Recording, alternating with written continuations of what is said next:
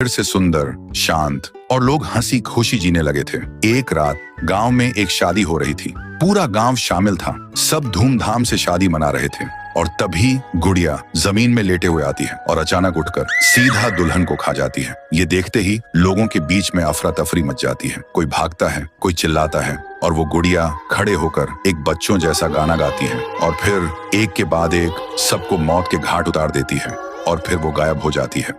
गांव फिर से कांप उठता है। सुबह सब लोग इकट्ठा होते हैं और कहते हैं वो भूखी लड़की वापस आ गई है। इस बार एक गुड़िया बन के लोग घुटनों के बल गिर जाते हैं और रो रो कर कहते हैं, हे भगवान हमें बचाओ। तभी गांव का मुखिया आता है और गुस्से में कहता है, चाहे वो कोई भी हो, है तो एक गुड़िया ही ना, आज रात मैं उसे खुद गांव से निकालूंगा। फिर रात के ठीक 2:30 बजे मुखिया अपने 2 चेलों के साथ गांव के बीच खड़ा होता है और फिर वही धुआं छा जाता है और वही आवाज,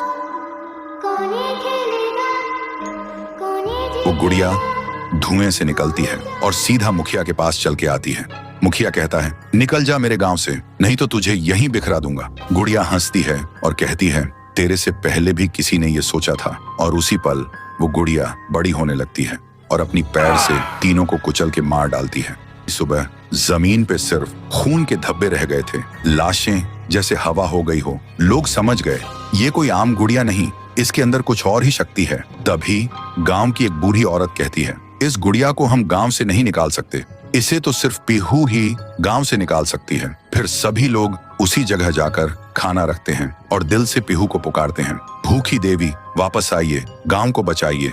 तभी जमीन से एक आवाज निकलती है पीहू, पीहू, पीहू। और मिट्टी से बनने लगती है पीहू। लोग चिल्लाकर कहते हैं, देवी हमें बचा लो।